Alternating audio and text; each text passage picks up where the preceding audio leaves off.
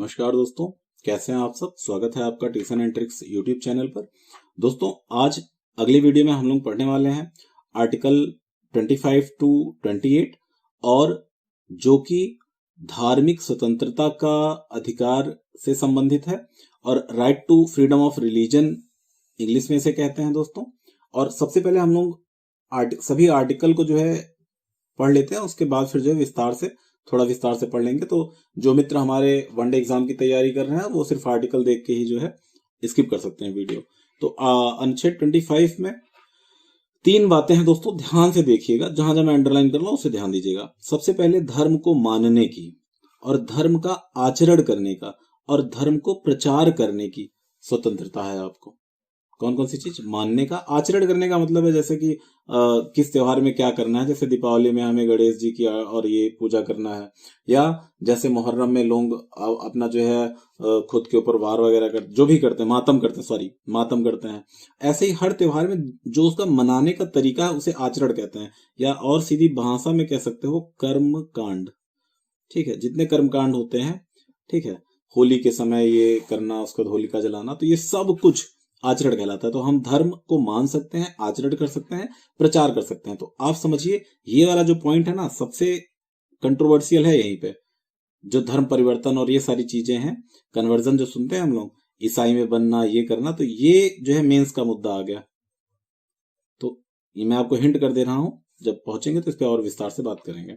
कि स्वतंत्रता, उसके साथ साथ अंतःकरण की भी स्वतंत्रता है। आई बात समझ में। तो ये हो गया आर्टिकल 25। और आर्टिकल 26 क्या कहता है? जो धार्मिक कार्य हैं उनके प्रबंधन की भी स्वतंत्रता है, मतलब आप उसका मैनेजमेंट भी कर सकते हैं, आर्टिकल 26 कहता है। फिर आर्टिकल 27 पे आते हैं और आर्टिकल 27 कहता है किसी विशिष्ट धर्म की अभिवृद्धि, ठीक है, अभिवृद्धि के लिए कर नहीं देने की स्वतंत्रता। मतलब कि आपको टैक्स नहीं देना पड़ेगा किसी विशेष धर्म की अभिवृद्धि के लिए। पता चला आपसे जो है आपकी सैलरी से 50-50 रुपए या 500 रुपए, 5000 रुपए कट जा रहे हैं और किसी एक पर्टिकुलर धर्म की अभिवृद्धि की जा रही है उससे, तो ऐसा नहीं किया जाएगा। ठीक है, तो यह आर्टिकल 27 कहता है। तो 27 टैक्स आपको थोड़ा सा याद कर लेना है। 27 कर के बारे में, 27 प्रबंधन के बारे में। ठीक है, तो इससे याद रहेगा, जल्दी जल्दी आपको ध्यान रहेगा और आप जो है एग्जाम में आएगा टिक मार सकते हैं। आर्टिकल 28 पे आते हैं। कुछ शिक्षा संस्थानों में धार्मिक शिक्षा, रिलीजियस इंस्ट्रक्शन। अच्छा देखिए, ये दिक्कत है। जैसे धार्मिक शिक्षा क्या लगेगा कि रिलीजियस एजुकेशन नहीं, रिलीजियस इंस्ट्रक्शन या धार्मिक उपासना। ये उपासना है दोस्तों, उपासना।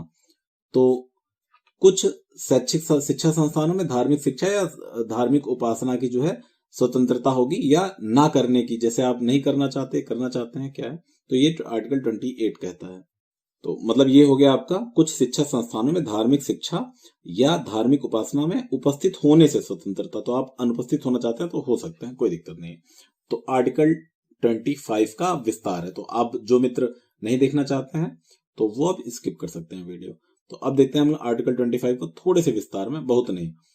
हालांकि अब जो है चूंकि कंपटीशन इतना बढ़ गया दोस्तों, तो वीडियो थोड़ा सा आपको अंदर जाना पड़ेगा, कारण कि थोड़ा सा तो टफ पूछेंगे ये प्रश्न। तो आर्टिकल 25 में 2 भाग हैं दोस्तों, आर्टिकल 25 1 और आर्टिकल 25 2, और फर्दर 2 के भी 2 पार्ट हैं, का खा। तो हम लोग इधर आते हैं और ये हमें कहता है कि हमें अधिकार है 3 चीजों का।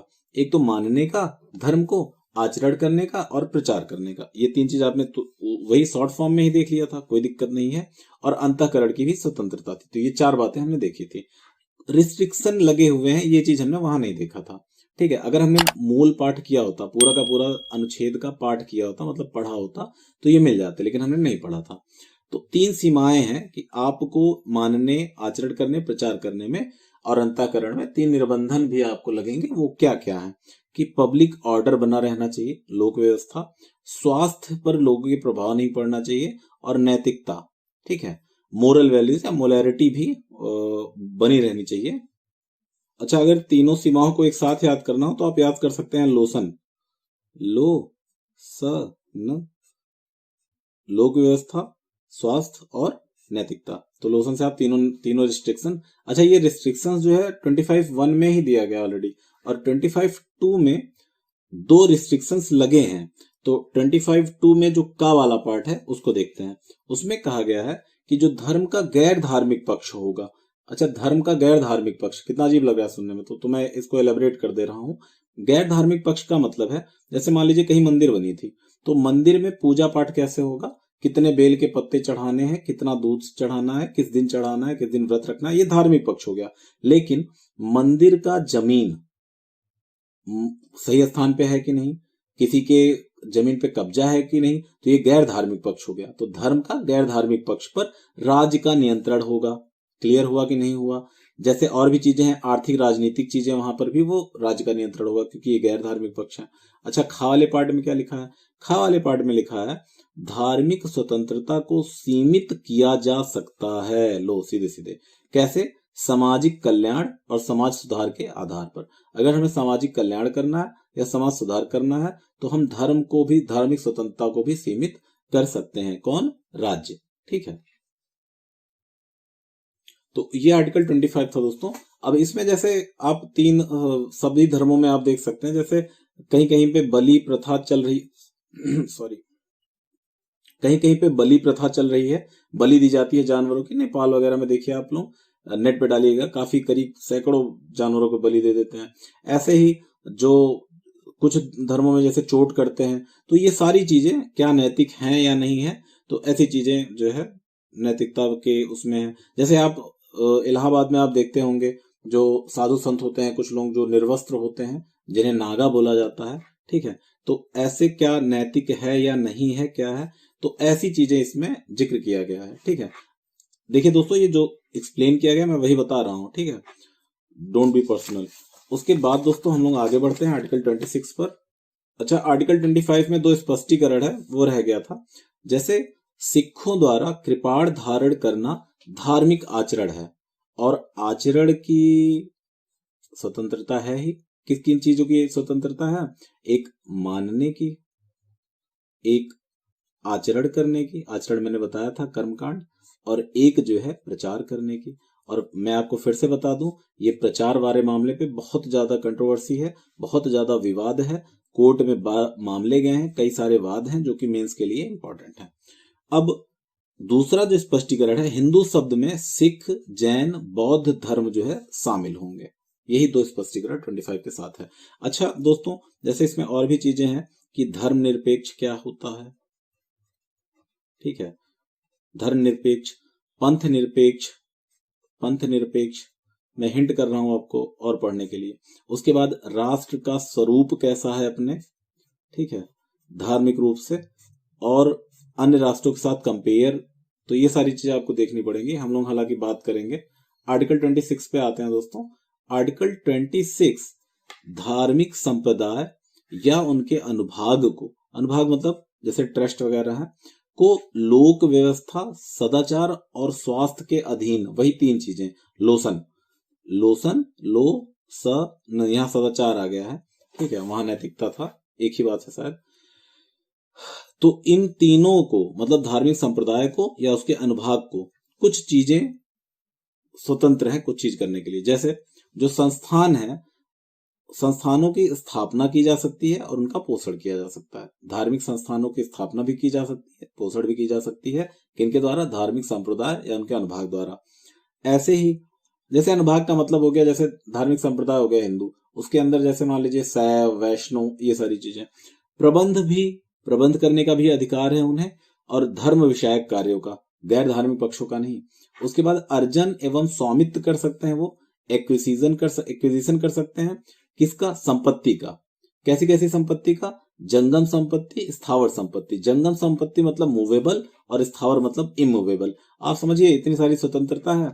और ये जो संपत्ति बनाए हैं दोस्तों, इसके प्रशासन की भी स्वतंत्रता उन्हें है, और वो कैसे है? विधि के अनुसार है।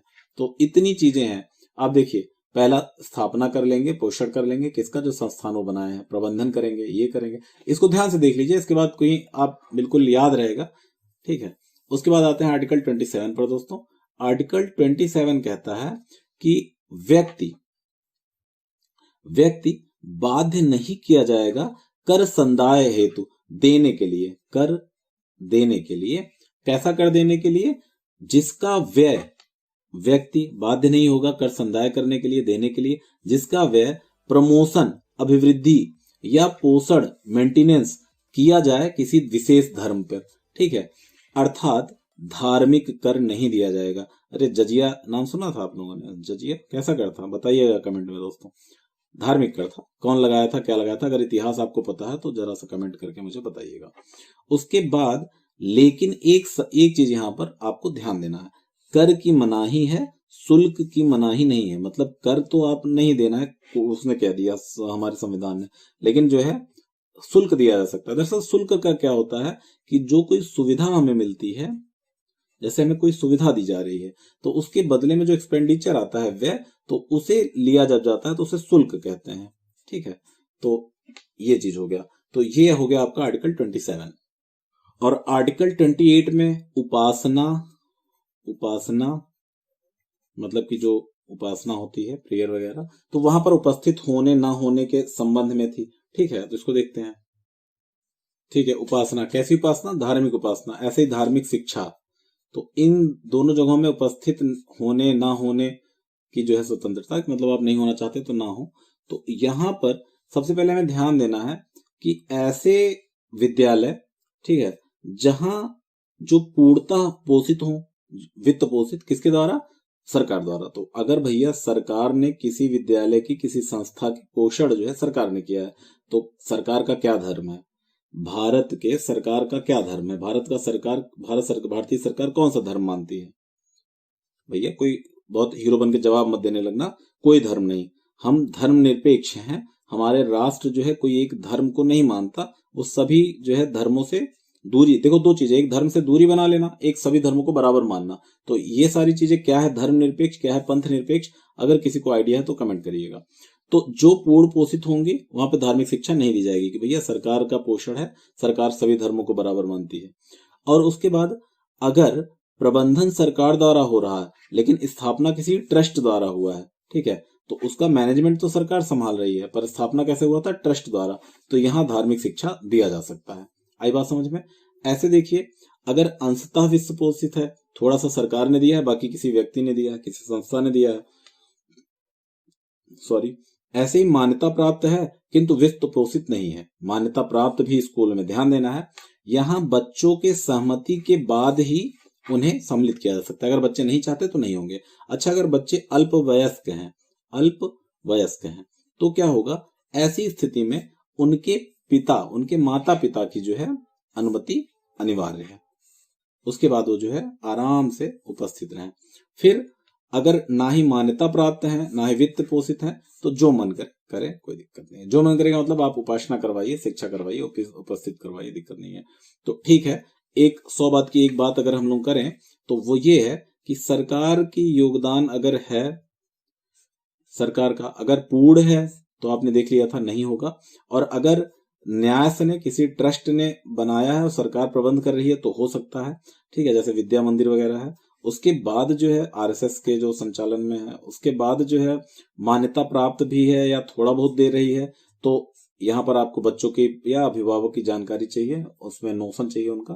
तो ठीक है दोस्तों, आर्टिकल 28 भी हो गया। और हम लोग थोड़ा स्पीड में चल रहा है मामला, क्योंकि हमें जो है इसे निपटा के फिर जो है मेंस के लिए बढ़ेंगे।